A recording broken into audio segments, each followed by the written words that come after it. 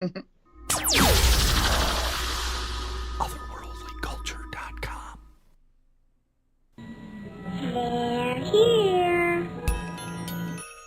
Alive! It's alive! It's alive! Otherworldlyculture.com presents Dead On Movie Reviews.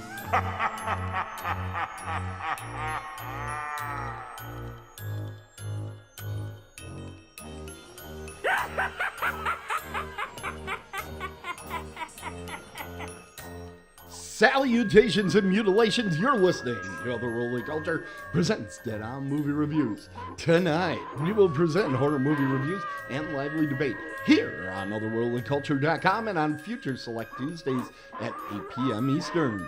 You can join our live chat at that time by clicking on Live Shows link on the Otherworldlyculture.com website. I'm your host, Tim Kretschmann, coming to you from the land of lakes and landfills, Muskego, Wisconsin.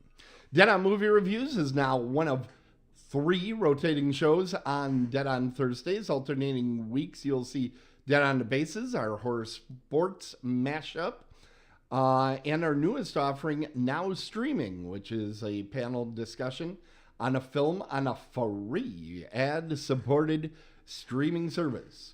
It's my honor to introduce tonight's Faculty of Fear panel presenting tonight's lectures.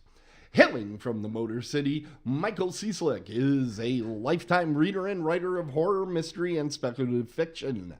He has served as an officer in the Great Lakes Association of Horror Writers and is the editor of the Eerie Tales anthologies.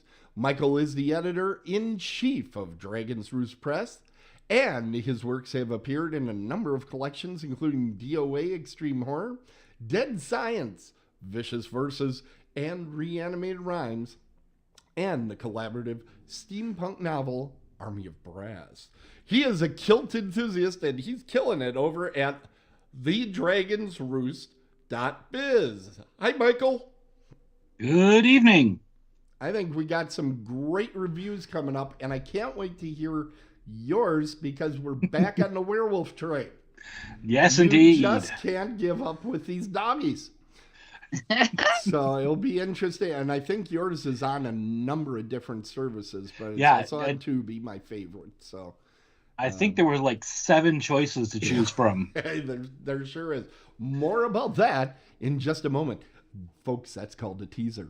Next, we go to Tracey DeLeon. She has been in over 11 films, a good friend of the show with numerous appearances here, and it's a thrill to have her on the show again with us tonight. She's the denizen diva of the disturbing who frequently partakes in films quite unnerving. She always gives the straight dope and goes into every film with a glimmer of hope. She is afraid to go ankles deep into a flick and calls out douchetards for being a prick. Now it's my pleasure to set our eyes all upon the next panelist tonight, Tracey DeLeon. How are you doing, Tracey? Hey guys, that could be better, but I'm here. How are you all? Well, raise a Jägermeister and you'll feel better immediately, or you'll just hate life. It's one of the two. Now, you picked a movie I've never even heard of, so I'm very interested to see what you are going to say. Sorry, Tracey? I want you to know. Whoa. Okay. All right. And next, we're going to go to the man they call the face of Jason, a sincere zombie apologist. He's the man of 2 voices. He founded our little troupe, but we don't always give a poop. He's our very own panel-purveying provocateur. He's Mike Exler. Well, thank you, Tim. Thanks for having me on. We're glad to have you on. And Mike, by the way, is going to be doing very many of the panels that are at the upcoming Horror Realm, which is not this weekend, but one more weekend out in Pittsburgh. And we'll give you a hint. His movie tonight is associated with one of those panels. Da-da-da! Bum, bum, bum. Very good. Thank you.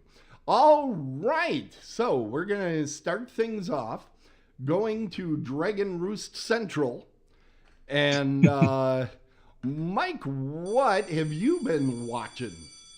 That's a, that's a nice segue because Dragon's Roost Central is currently under about 6 to 8 inches of snow, and it is freezing cold outside. And Shaky Shivers, spoiler, is the name of an ice cream confection which is featured in this film. Wow. Yes, Shaky Shivers is when it first came on, it says bloody disgusting. Then it says Screambox original, so you're not okay. This is what we're going in for. This is a very, very silly film. I'm just going to put that out there right from the jump. This is a silly movie. It is. Did you say right from the jump or right from the dump? I wasn't right sure. from the jump. Oh, okay. Okay. This is less a horror comedy and more a comedy with supernatural elements. Oh. But if you go into it with that mindset, you might enjoy it. You are not going to get any scares out of this, except for a couple of jump scares. There's no like building of tension or dread during this film, although there is a little bit of suspense as to what's going to happen. That's interesting to me because, as you know, I put together the graphical elements for the show. Mm-hmm. And if you look at those, it looks like a straight horror film. Yeah. And the poster looks straight as hell. I was going to say, I saw 2 different posters for this, and they both look like straight up horror posters. Yeah. And straight up werewolf themed posters.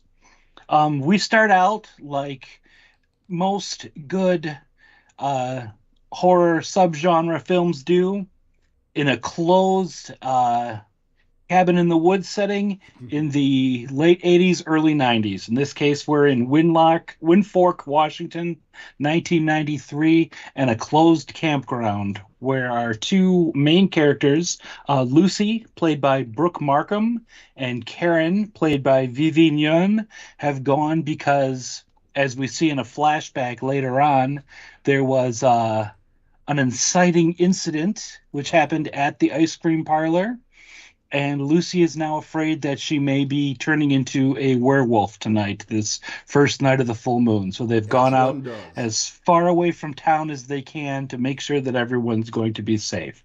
Okay. I mean, like, of all the things she could have thought she had, what made her jump to werewolf? I don't want to give away too much, but I think this is early enough in the movie that I can do this without spoiling the plot. She does get bitten, and there is a witch that throws a curse at her that says she's going to turn into a devil dog. So there is some rationale for her thought process. Yeah, she's not completely off the weirdo. Because I was just like, that's a crazy assumption to make. It could be the tacos and the ice cream, or it could be a werewolf. I don't know. Lycanthropy. I don't know. Oh my god. But this is all, we see that portion in a flashback, but during the pre-credit scenes where they're getting set up, Karen leans over and says, "I heard there was a camp counselor here that went crazy and chopped up a bunch of kids." And Lucy looks at her completely deadpan and says, "Where did you hear that?" "They went bankrupt. Some kid had a nut allergy and his parents sued. I don't know, maybe he died, but that would be it." That's what you're going in for. It's just going to be straight up comedy. And I laughed a lot. There's a jump scare that I'm not going to give away that turns into a jump laugh. And I literally laughed at that because I was not expecting that to happen. This movie's not just got potential werewolves. It's got witches, zombies, a cult, Bigfoot. I mean, what more do you want from your thick, orangey melted layer of cheese? That's the cast of Hubie Halloween. And they did that too, where they had all sorts of stuff. Now, I've always thought that comedies are even more difficult to pull off than horror films. because I mean, I just watched the one on Amazon that Will Ferrell and Reese Witherspoon did. What, You're Cordially Invited or something? I'm sorry? That was a rush. That was a rough watch. You're saying you actually laughed watching? I actually, again, this is not highbrow humor or anything, but there are enough jokes in here. I cannot remember the director's name. I have it in my notes somewhere, and I can't read my own handwriting, which is not a surprise here. But he does a really good job of plowing through what is just a zany setup. I mean, it's not at that level, but we're approaching Monty Python-esque levels of absurdity at some points in this movie. And I think they play it off well. And I think the connection between the two female leads, it's mostly their movie, and they really do feel like best friends no matter what's going on. And I think that's what carries this film for the most part. You are not going to believe who directed this movie. So everybody's sitting down. Sun Kang, who you might know as Han from the Fast and Furious movies. That's why the name sounded familiar when I was writing it down earlier. Yeah, because I was like, oh, I wonder who this is. Clicked in on it, and it was mostly actor. But yeah, he directed this thing. I'm dumbstruck, which is difficult to do. Wow. There's quite a bit of blood. There's some not bad special effects that are practically done. We've got a very realistic looking corpse that comes back at one point. Okay. The zombies are interesting. I've never seen zombies done that way before. There's a transformation scene that is mostly practical and quick cuts, but it does have some like extending of the hands where the claws are coming out. You've got a nice bit where it's focused on the character's back, and you can tell they're using the bladder effects that were all the rage back in 1980. So I thought that was a nice callback. There's some CGI magic that doesn't play as well, but all in all, I pretty much enjoyed this. Like I said, if you go in knowing this is a comedy and it's a goofball comedy, and you're not expecting like great cinematography or fantastic setup of is it professionally plot lit, points? Though? It is. There are no points where you're staring at it going, what the hell's going on? I can't tell what's happening here. It's very well lit. Even the scenes that are inside the car. Okay. Well, are you ready to grade? I think I am. Okay. Why don't you give us your report card grade? I think this one is a solid B. It kept me entertained. Sometimes it was dumb, but I did laugh throughout the movie. It wasn't just like one or two chuckles here and there. There were a number of times that I literally laughed out loud. And there's some parts that the way things were tied up at the end, I thought was nicely done. If you do watch this, I'm going to say either stick to it or fast forward through the credits to get the post-credit scene. Oh, okay. Well, and it's going for the right price, right? It's on TV. Yes, indeed, it is. I think it's on Prime for free if you got Prime. But there are a lot of locations where you can pick this one up. So, all right. Fantastic. Okay, that brings us next. We are going to Tracey. Tracey, what have you been watching? I've been watching Oracle directed by Daniel D. Gradio. I may have said that wrong, but it's okay. It was released in October of 2023, and it is about a college student who does some babysitting for a plantation owner, and she's taking care of the 3 children, and then things start happening. she starts having flashbacks, remembering things about the house that kind of relates to her childhood nightmares. So I don't want to give much more away, because if I say anything else, it'll give it away. Okay. So it does have some suspenseful moments, but not at all through the entire movie was I frightened or scared in any way. There was no jump scares or anything like that for me. I pretty much figured out the movie as soon as I saw the house. So, and then the flashback started. It wasn't very hard to put 2 and 2 together to kind of see where the film was headed. But overall, it was a pretty good film. So you haven't seen it, Tim, huh? No, and it came out in 2023, has Heather Graham in it, so I would think it would be a pretty big release.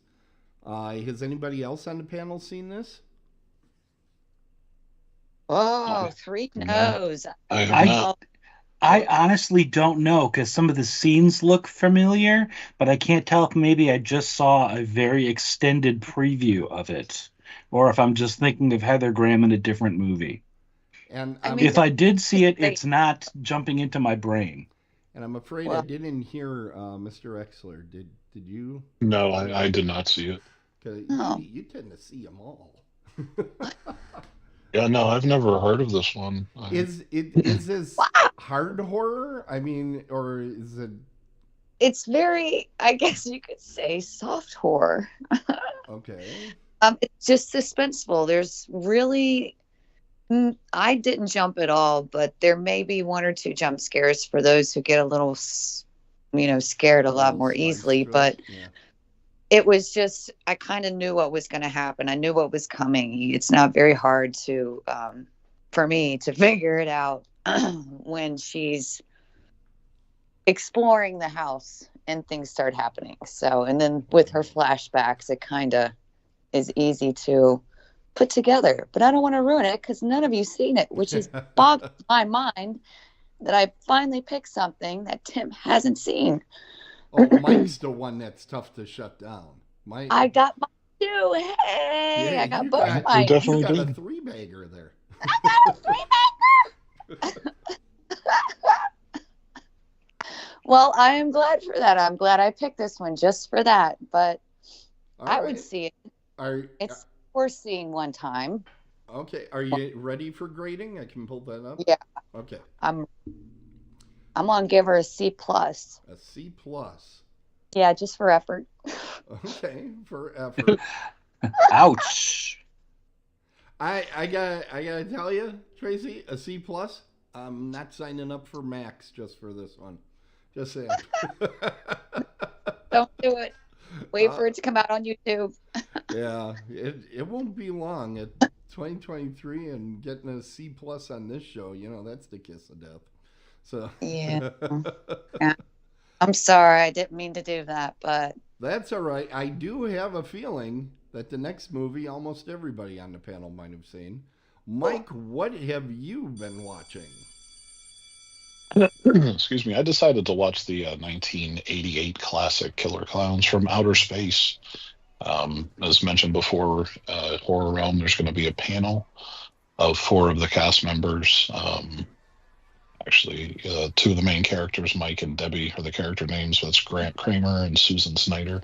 It's actually the second time Suzanne will be at Horror Realm, but that's for another topic. The film, though, the other 2 guys, actually, should mention them. Mike Martinez and Harad Blank. They are Slim and Rudy, 2 of the clowns, respectively. Slim has like the mohawk hair. And Rudy is probably the most recognizable clown, in my opinion. He's usually what's on most posters and merch, if you will. Okay. So those are the 4 that'll be at Horror Realm. There's some other guys in the film, not at Horror Realm because he's dead, but John Vernon is in the film. Tim, you know old actors, and I'm sure you know this guy. Royal Dano and John Vernon, I know all about, yeah. Yeah. So, those 2 guys. Why are you bringing me out as the old person? Just because I'm retiring? You're the one that talks about old shit all the time. Like, what do you want from me? I'm just stating a fact. It's John not meant to Vernon. insult. It's just you Yeah. do. So Well, I think John Vernon is probably best known from Animal House, right?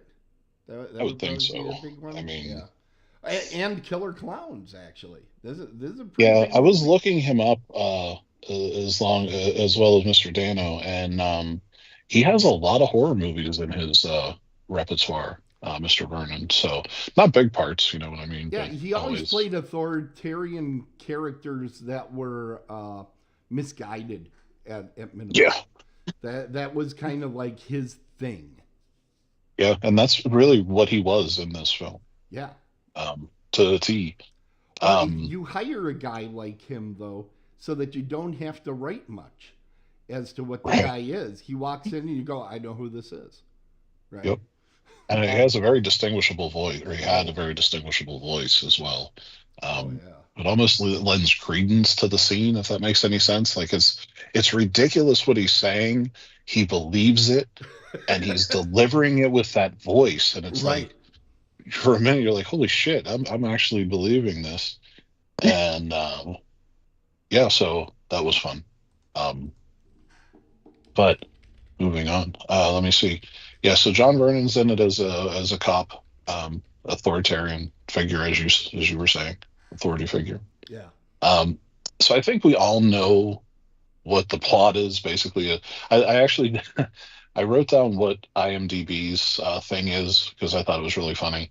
Their little synopsis of it, Okay. and where did it go? I know I wrote it down.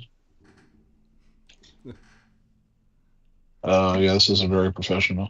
While he's looking at that in the chat room, yeah, the title really does tell it all, and I love the opening theme by, I believe it's the Dickies, that kind of really sets the whole tone for the movie. Yeah, I found it. From IMDb, aliens who look like clowns come from outer space and terrorize a small town. That's really all you need. I mean, that's literally what IMDb says.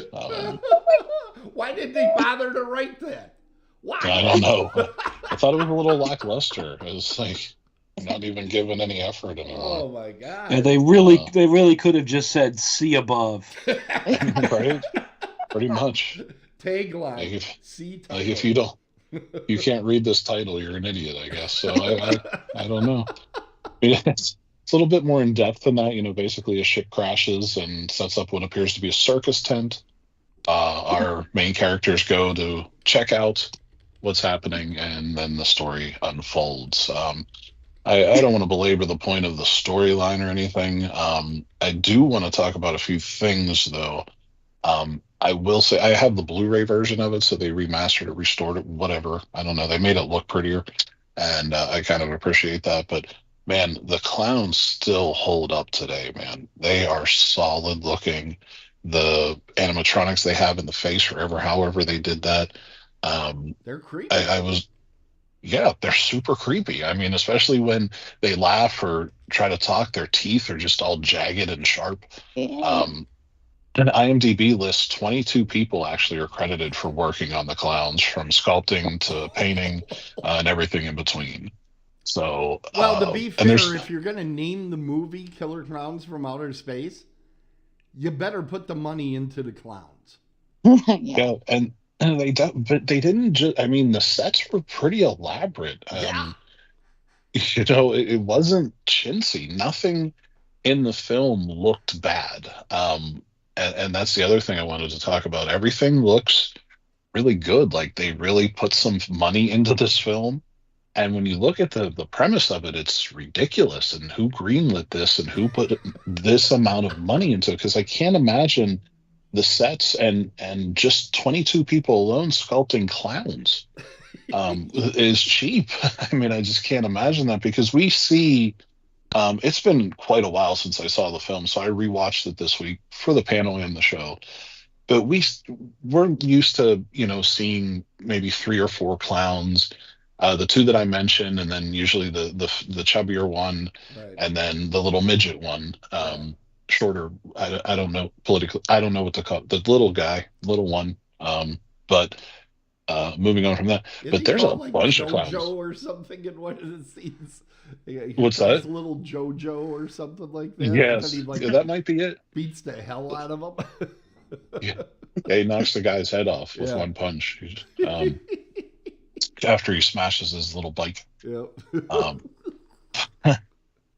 so yeah, they just there's a ton of other clowns. There's a scene where they're picking up the cotton candy, and I'll get into that in a second, off the street, like they're throwing it out of windows and stuff. And there are a lot of clowns in the street. I forgot how many there actually were. So it wasn't just like the 3 or 4, and they all looked like they had as much work done on as the major ones that we saw throughout the entire film. So kudos to all those people that made that look really, really good, creepy, and just really well done. I mentioned it a little earlier, a couple seconds ago, was the cotton candy. Now, I think we all know they have the gun that shoots you and it turns you, and basically it wraps you in cotton candy. And then As one does. and then they hang you up on the ship and wait till you get ripe enough, and then they put a silly straw in and suck your blood or human juice out. I'm not quite sure. I want you to think about what you're saying right now. You know, what I think is interesting is they didn't have to go into all that detail, into it. But they have a pretty serious, here's what they do first, then this is what they do, then they hang you up, then the straw comes out. I mean, they actually thought this through. Yeah. It was funny. The 2 of the main characters were watching the one chubby clown go up to different cotton candies, and like we would do fruit to see if they're ripe enough. Mm-hmm. And then he finally found one that he thought was ripe enough after like knocking on it and squishing it and everything, and then that's the one that he. So I thought little things like that I thought were really well done in the film. Now for me, I watched this as a kid, and I think that's why it still has a special place for me. Okay.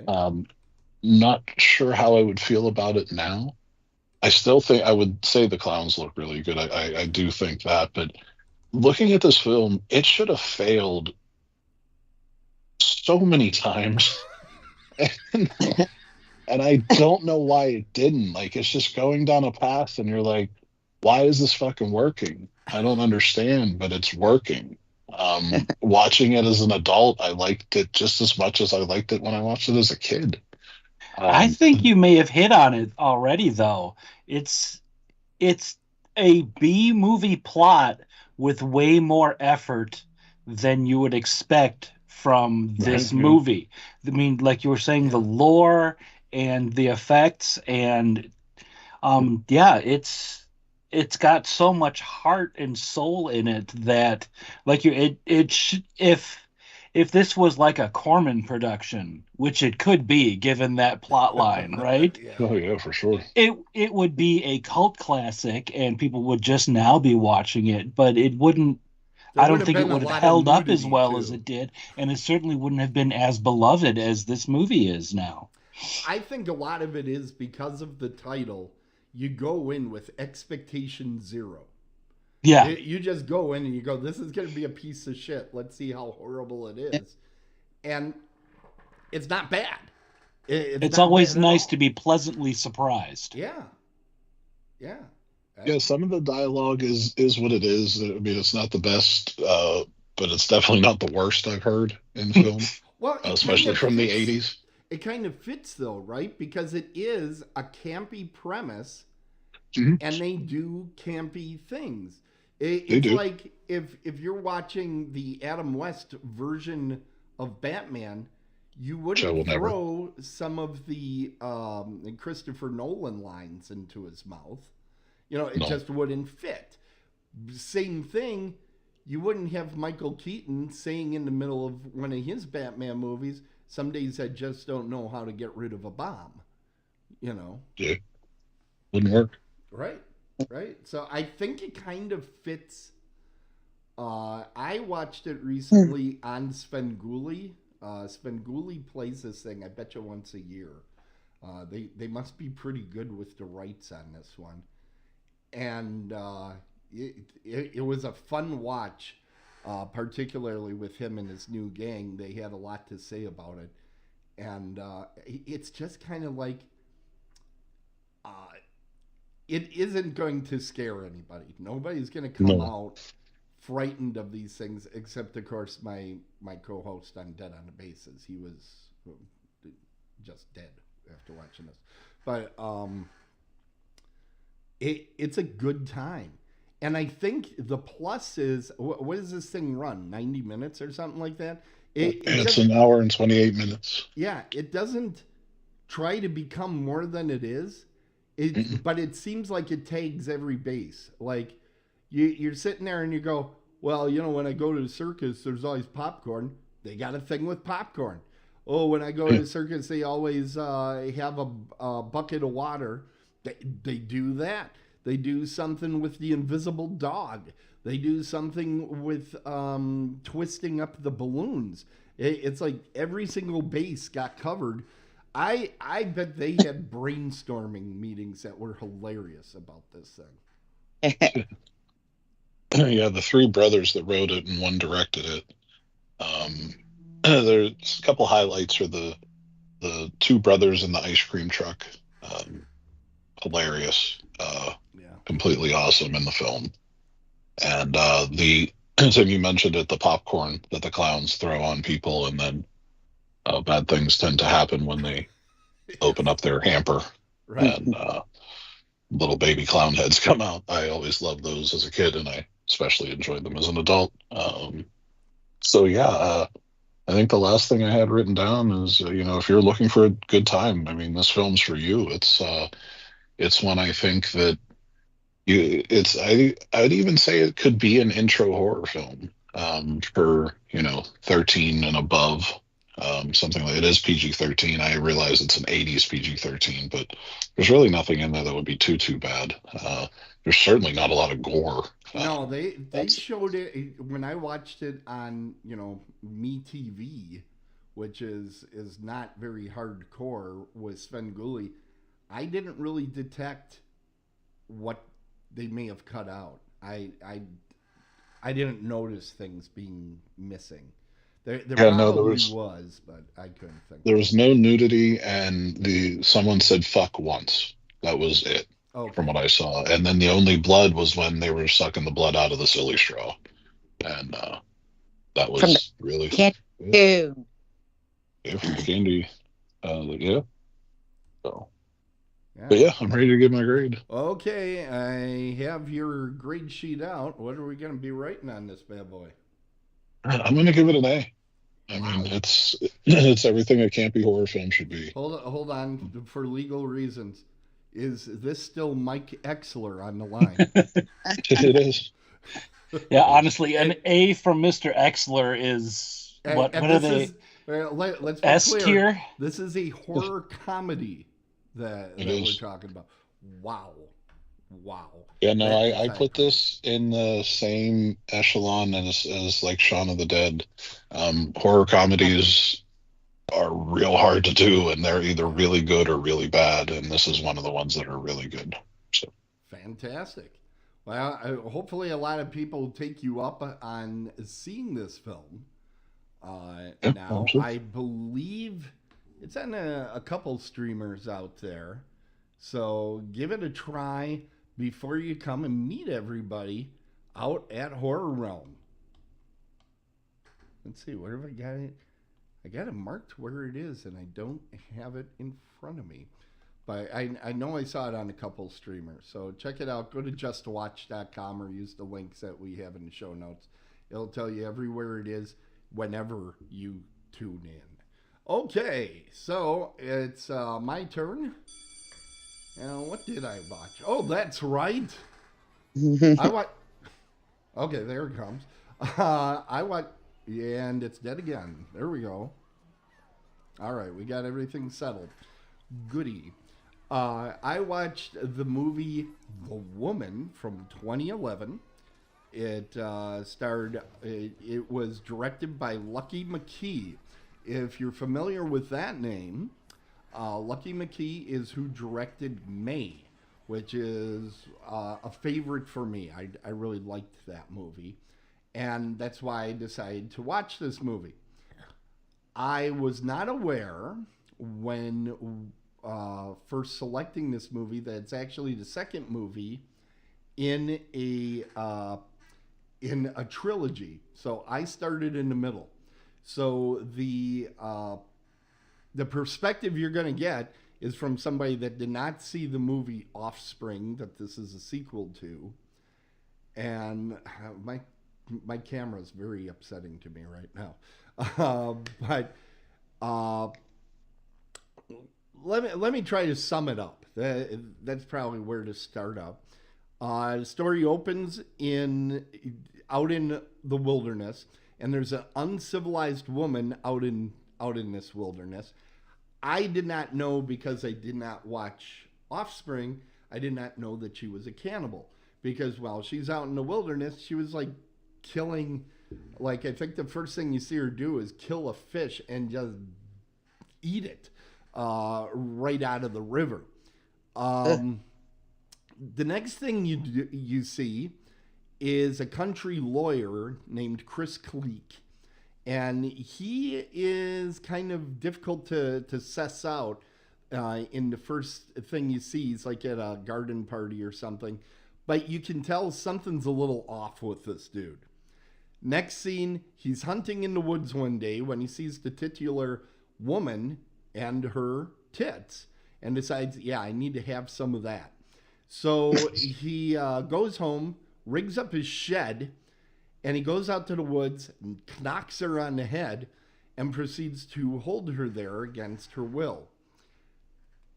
Okay, so he abducts this woman and basically harnesses her up to a number of ropes that he pulls her out, so she's out in an X formation for most of the movie.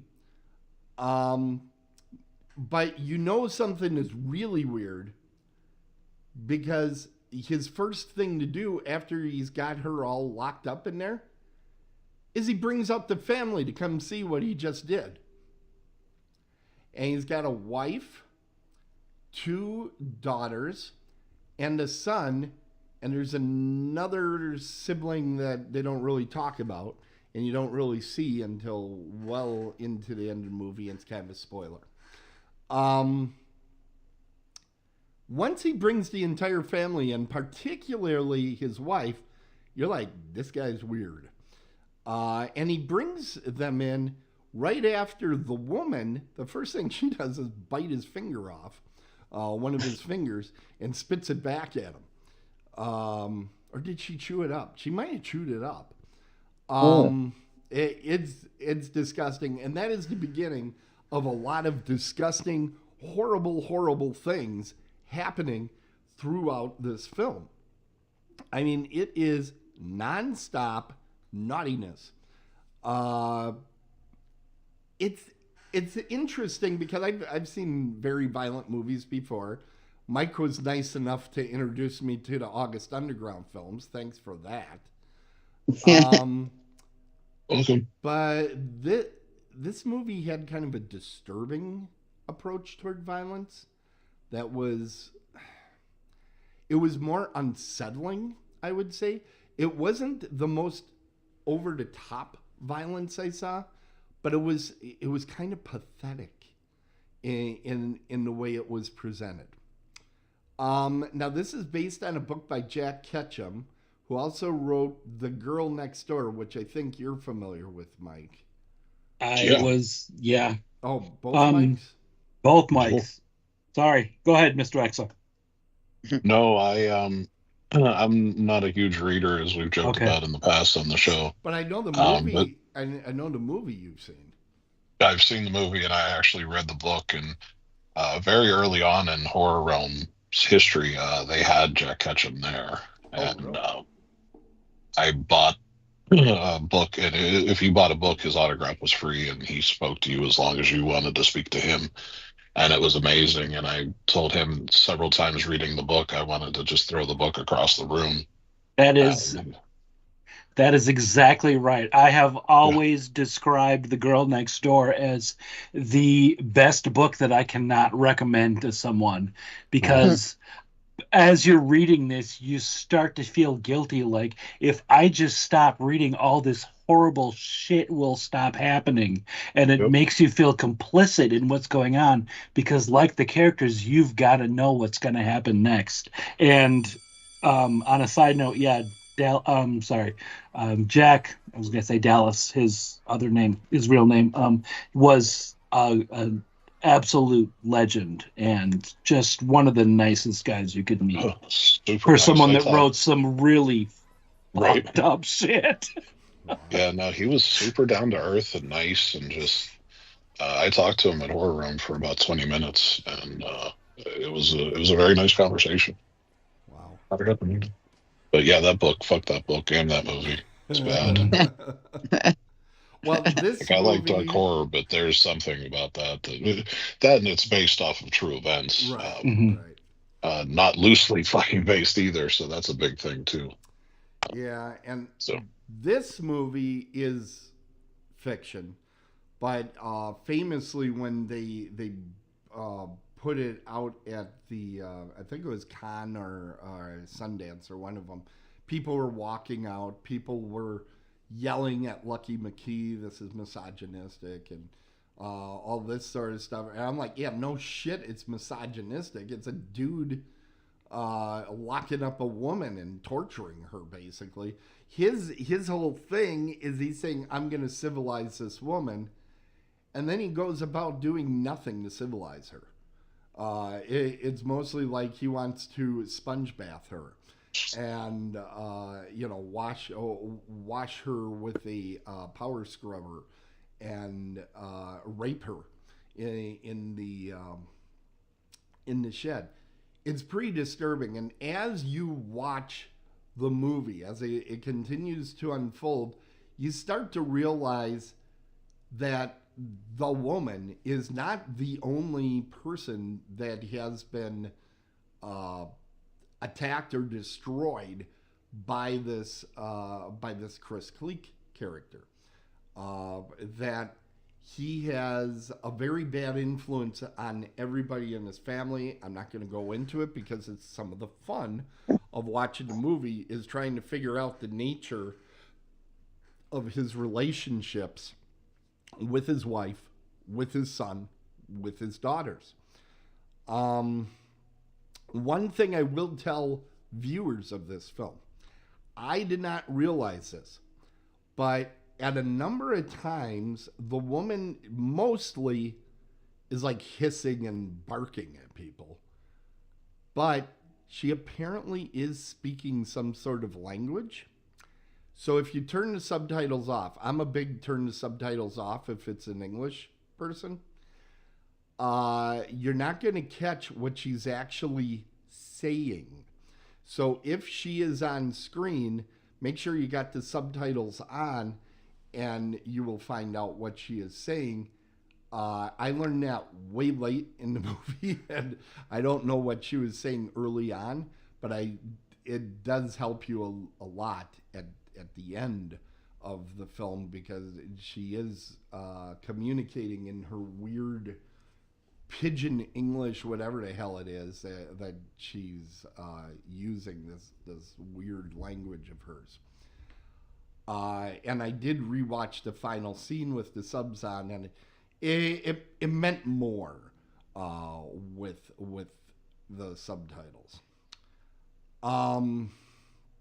Yeah, it's a disturbing film. It's inhumane. It is definitely not a movie to give a beginner horror fan. We are talking about a beginner, horror movie. This ain't it. And you finish watching the movie and you go directly to the bathroom and shower. You feel gross having watched it. It made me a little bit nauseous to just see this depravity being unfolded, and not necessarily everything that's happening to the woman. It's a lot of stuff that's going on. I hear hear a lot of people online saying, well, this is a slow-moving movie. Oh, my God, can't they get it moving? I'm kind of a slow burn person, and I will tell you, this movie has a slow open, but there's a reason for it because they want to give you enough time to kind of figure out what the hell is going on and how this is even possible. But like the last 20 minutes of it or so are just bedlam, just absolute bedlam. So if you're like, is there ever going to be anything scary in the scary movie? Yeah, just sit back, Poncho. It's coming. Isn't that your complaint about Antichrist? Antichrist, the amount of arguments and anger I had at that movie is in the hundreds. I hated everything about Literally, that's like one of the main things of Antichrist. You just said that was good about this. Well, I liked in this film, you are discovering what happens with the family, and there's enough there that it feels satisfying when you kind of untangle it. Antichrist, I felt, was ponderous, and I thought it tried to go over people's heads. This movie is not trying to go over people's heads. It's not trying to do... I think some people read way too much into this film, like, oh, this is talking about the hierarchy of men or women. No, this is about a deranged lawyer that does horrible things to his family and to complete strangers, and he has urges that he just plays upon. That's what the movie is about. To sit there and say, well, this is speaking about society and all that, I think you're reading a little bit too much into what in the end is kind of a revenge fantasy. But it's by its nature, it's going to be an extremely controversial type of movie, not one that's easy to talk about, and it's not easy to enjoy. But I felt that it had a lot of strength as far as what they put on the screen. What was very good. So I'm going to go ahead and give it my grade, and I am going to grade it a B+. I actually enjoyed it. Having said that, I don't think I'm going to watch it again. Yeah. Not a movie I'm going to review again. It was pretty rough to watch. But that's what we had there. But it did everything. I mean, it made you feel all of that stuff. That's the way the books are too. But yeah, it's hard to say it's something like you said. I enjoyed it. I might have gone with I appreciated it. Yeah, I think and it's that not might a be the bad way. movie, but it feels weird to say I enjoyed this. Yeah, I think you're right. It isn't a movie that you actually probably should enjoy. Right. But it does what it does so well. Right. Right. It does its thing. And I'm glad I don't have to go there. It's not something I want to be doing on the regular. All right, we have gotten to that point in the show when we start telling people about stuff, and we're going to start with doing our countdown to Horror Realm. I pressed the button twice. Let's go. All right, well, that one didn't want to go. How about this one? Oh, we're having a great time with this here. Horror Realm is coming. It's right around the corner, everybody. And let's go. Come on. There we go. And it's going to take a while to open up. But we're only 6 days out to the actual beginning of Horror Realm. And the film room has a full schedule that's available on the website. We have a great set of guests.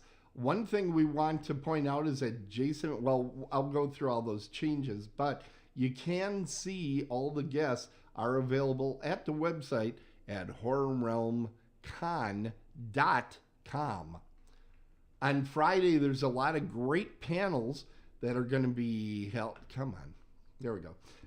The panels include Thanksgiving, Michael Berryman, Evil Dead 2, and Robert Russler. I'm very interested to see Robert Russler. That I enjoyed a lot of his films and didn't realize that was the same actor in all of them. He's been in a lot of stuff.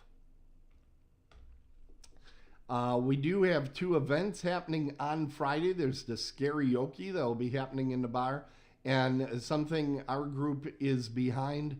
The Otherworldly Culture presents You Don't Know, and we mean it. You don't know what it is. It's going to be something that you will just have to experience. On Saturday, there are a ton of panels. Look at that. What is that, 7 of them? We have the Return of the Living Dead panel, Allison Court, Nick Nemeth. We have the Terrifier 2 and 3 panel. We have the Killer Klowns, which you heard about earlier here in today's show. The Women in Horror, featuring Barbara Crampton, Diana Prince, Lisa Schrag, and Tiffany Shepis. As I said, most diverse group you could think of, all in one panel. Shepis is on that? I'm sorry? Shepis is on that? I'm sorry. I think something's wrong with my headphones. Can you say that one more time? Did you say Tiffany Shepis is on that panel? Yeah, Tiffany Shepis is on that panel. Yeah, I know. We got Tom Morga. So funny. There will be no controlling this panel. There will be no control. It's going to be... You guys love making me lose control of this. That's going to be nothing compared to that. It's just going to be absolute bedlam from beginning to end. Yeah. Yeah. And then on Saturday, we also have some events like the Horror Match Game, Bad Movie Bingo, and the Horror Prom Party. So that's going to be a lot of fun. There are some last-minute changes that we want to alert you to. One thing is, on the website, we did not mark that Christy Hemme and Jacqueline are available only on Saturday, and that Nick Nemeth is available only Friday and Saturday. But just alerting you to that if that pushes you into one day or the other. Jason Baker, as I mentioned briefly before, he did have to cancel. He's going, I believe, across the pond to do some work. And we do have a last-minute addition also from Terrifier 2. Michelle Santiago is going to be there.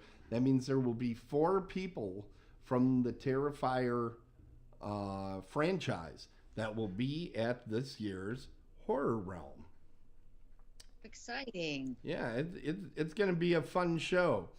Then, let's see if I can get this to work properly. Nope, sure not. Unbelievable. Turn this off. Okay, let's see what it's doing.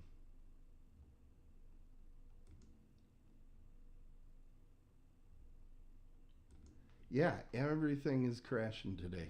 This is fun. All right, we blame Facebook. I'm really leaning that direction. That's the one that's doing it to me. Let's see if this works. Concur. Come on. Any of these. Let's go. Let's punch here. Okay, let's try it this way. Dead on Thursdays will be out for a few weeks while we do the Horror Realm thing. We got a week before and a week after that will be off the air, but when we come back, it will be now streaming. That's coming up very soon here at Otherworldly Culture. Of course, Mike has the Dragon Roost, and let me see if I can remember. Is it thedragonsroost.biz? You are correct, sir. Website. Oh, excuse me. Bless you. And you can check out Tracey is at TraceyDeLeon.com. And you can find all of her things there. Also want to mention one of our friends as well, Dark Side Collectibles. A friend of ours, Tim Godak, he is going to also be at Horror Realm, and we invite you to drop by his booth as well. Mike, you're going to be selling all sorts of books. I will. If you want to see the kilt enthusiast in an actual kilt, come out to Horror Realm. Absolutely. So that'll be a lot of fun coming up in just 6 days. My goodness, it is coming up fast. Fast. Mike Exler, which panel are you most looking forward to? That's easy, Tom Morgan. Really? Because of all the different franchises he's been a part of? Yeah, he's we talk to a lot of these actors who, let's face it, they memorize lines and stand in front of a camera most of the time, but these people make the actors look really good, and they get none of the attention, none of the admiration. And to me, guys like him, Dick Warlock, Tommy Lee Jones, Tommy Lee Wallace, these are guys that are legends and should be treated as such. And it's not every day you get to talk to a legend. I mean, this guy was Leatherface, Michael Myers, and Jason. Not a good Jason, but still a Jason. I was about to say it was 5, wasn't it? Yeah, it was 5. Poor guy. But again, just his resume is ridiculous, and again, just the amount of things that he's seen. There's not a lot of people left that have seen that much and done that much. So I'm very excited to talk to him. Definitely the most. And Allison Court second, because she's someone way out of like the wheelhouse of what I would normally do. So I'm excited to talk to her. Yeah, and when I was looking through actually both of those guests, when you look at their everything they're involved in, if you can't find something that you loved, you're not looking close enough. No. They've been involved in 300 projects apiece, I think. You don't like video games or movies if you can't find something for either of those two. It is crazy. So, well, that'll be a lot of fun. We're looking forward to that. I personally, I'm looking forward to the women in horror, and I'm absolutely terrified of it at the same time. So it's gonna be a process, right? It's gonna be a process. All right, that's it for tonight's show. Thanks everybody for tuning in, or not tuning in and listening to this later on one of our website locations, or on YouTube, on Twitch, wherever you found us. So glad that you could join us. We want to wish you all a very safe week with all the snow that's out there, and want to wish you safe travel if you are coming out to Pittsburgh for Horror Realm. So remember, when you aim at horror, make sure you are dead on. Otherworldlyculture.com.